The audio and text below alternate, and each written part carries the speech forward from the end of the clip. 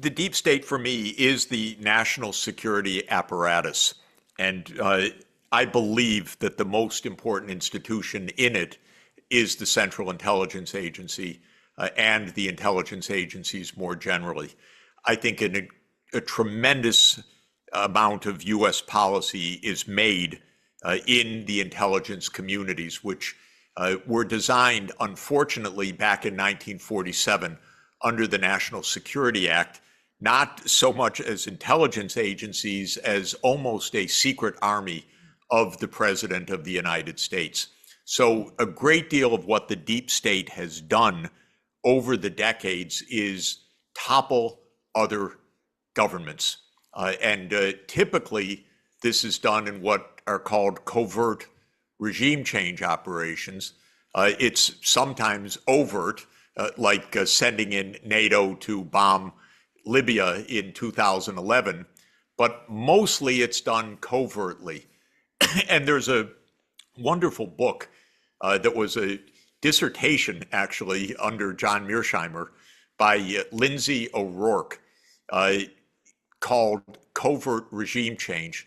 It's really worth reading. It's stunning because she studies just the period 1947 to 1989, because as she says at the beginning, she wanted to study a period where there's been a lot of declassification of documents. Not that covert regime change stopped then, but rather she wanted to be able to examine documents. And she records during the period 1947 to 1989, 70 regime change operations, 64 of which are covert. Now, what is a covert operation? It's pretty weird because when a government's overthrown, you know it. A covert operation isn't really a secret. What it means is the CIA denies it. It's not us, it's somebody else. But of course, the US is very deeply involved in it. I've seen some of this very close up.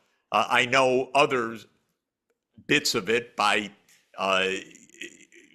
reading about it, studying about it, talking to people who were involved. But it's a pervasive part of our foreign policy, and that's basically what the deep state does. Now, who are the institutions? It is a small group, but I could not tell you whether it's unchanged administration to administration, but it's the president, it's the National Security Council, it's the intelligence agencies, it's the Pentagon.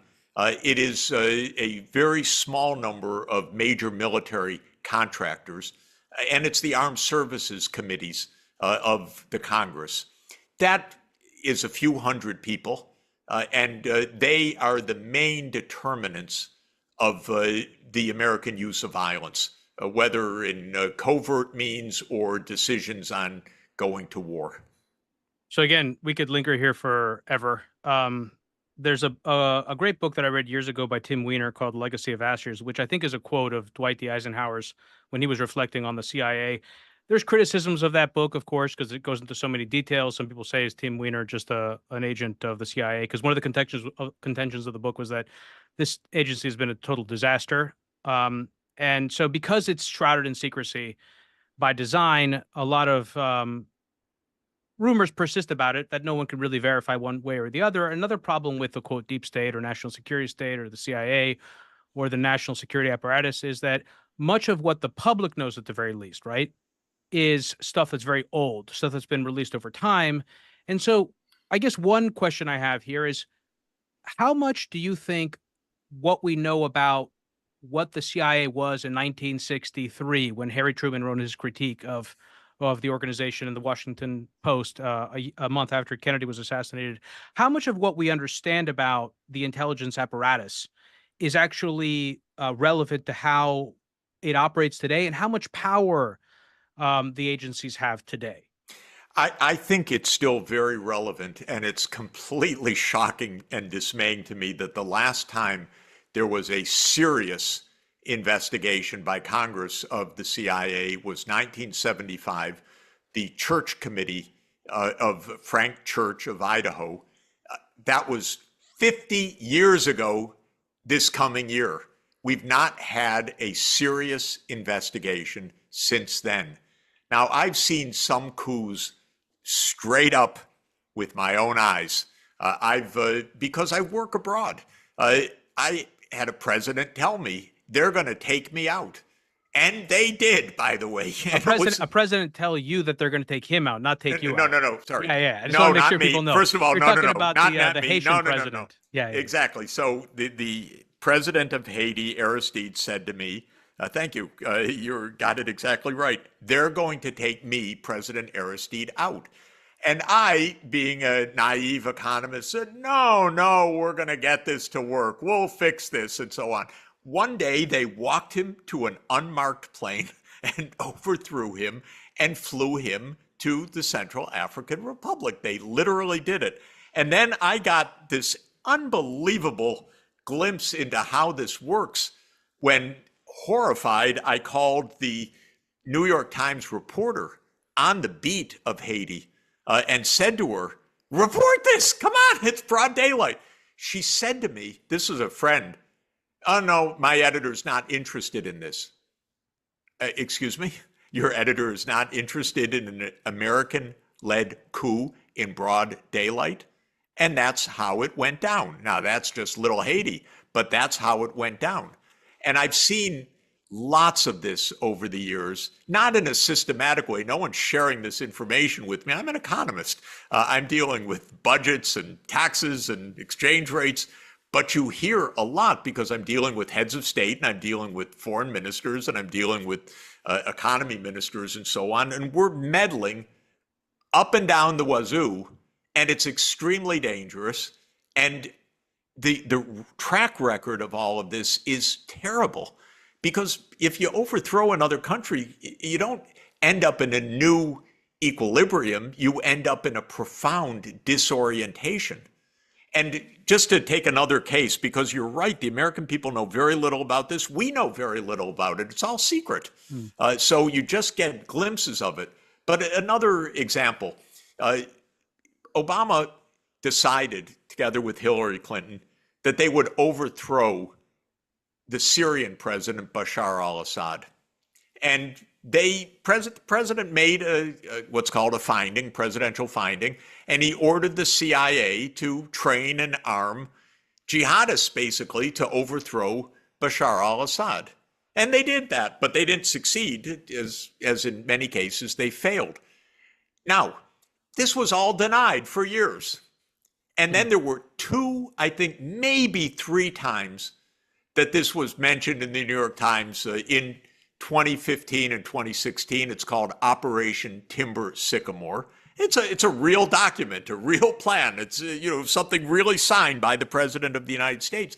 But the American people aren't told almost anything. Okay, one day the New York Times ran one page about it, said it didn't work. But my God, if you try to overthrow another government, frankly, I'd like the American people to understand that's how Syria got into such a prolonged chaos. And then what happened, by the way, which is par for the course, after several years, Russia came in on the side of Assad. And when Russia came in, we attacked Russia for meddling in the internal affairs of Syria. So it's called gaslighting. It was pure gaslighting. It purely phony. And that I happen to know because I knew people very much involved in the whole episode. I heard an earful about the U.S. machinations during that period. So again, we're not going to have a chance to get into any of that. I wish. Again, I hope that I can convince you to come on to talk about all of that. There's another book I want to recommend for listeners. It's called Active Measures by Thomas Rid. And it only came to me now because you're talking about how we don't really know. And that's by design. The book Active Measures is actually about the Soviet KGB intelligence apparatus and how it operated, and by design created this environment of uncertainty, even within its own ranks. And that has a really pernicious effect on a society. And similarly, the cult of secrecy that we have in the United States has been too. I want to propose a theory to you, and I'm curious if it resonates. There are a lot of theories that have cropped up over the years about CIA or intelligence meddling operations. One is obviously the assassination of John F. Kennedy in 1963. Another one is the attacks of 9/11.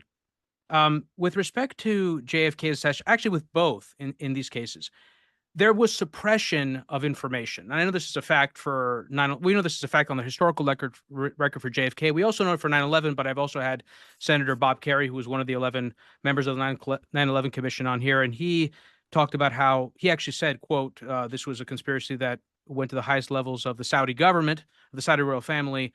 And we've recently seen some videotape coming up. Again, very odd. Why is this videotape recently surfacing of a Saudi diplomat casing the U.S. Capitol? My theory about all of these things is that because we have this sort of um, extrajudicious uh, agency that exists outside the law, that has not just black ops budgets provided by the government, but also has its own revenue streams that it generates illegally and is able to use fund operations. Because of all this secrecy and because of how compromised so many people are as a result of how our government operates since the end of World War II, my sense is that we people assume, for example, that a lot of people assume that Oswald killed Kennedy because he worked for the CIA and because of all the connections around him. But it's also perfectly possible that Oswald was a deeply compromised human being who went rogue, maybe thinking that it would please his handlers at the CIA, killed Kennedy, so the whole thing was suppressed because so many people were involved, and people were also terrified, self-censored. I remember listening to a phone call that Lyndon Johnson had with either Senator Warren or with Chief Eh, Justice Yeah. Warren or with Gerald Ford, and one of the two or both didn't want the job because people were terrified. And I think the same is true for 9/11. We don't really know who was involved, where it crossed boundaries with the CIA, with the intelligence community, or anything else. Does that resonate with you? Well, I've studied the Kennedy assassination at length, in part because I wrote a book about President Kennedy and his negotiation of the partial nuclear test ban treaty in 1963. So I got very much drawn into the subject.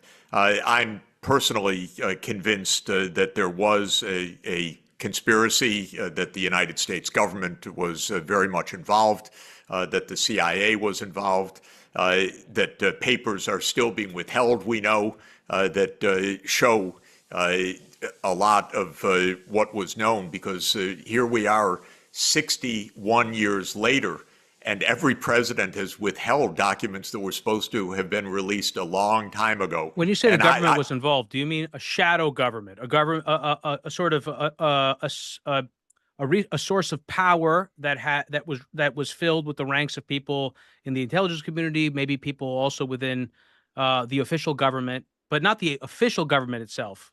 We don't know.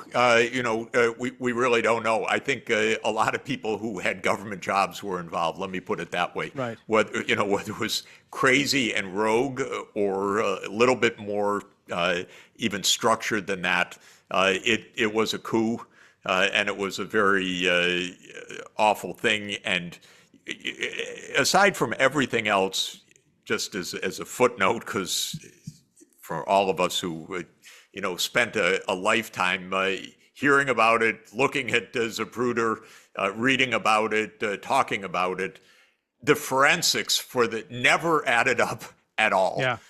And so it's clearly there was bullshit from the very beginning in all of this. And what you see, by the way, is it's the collapse of the American public's confidence in government. Yeah. Starts then. It's the tragedy.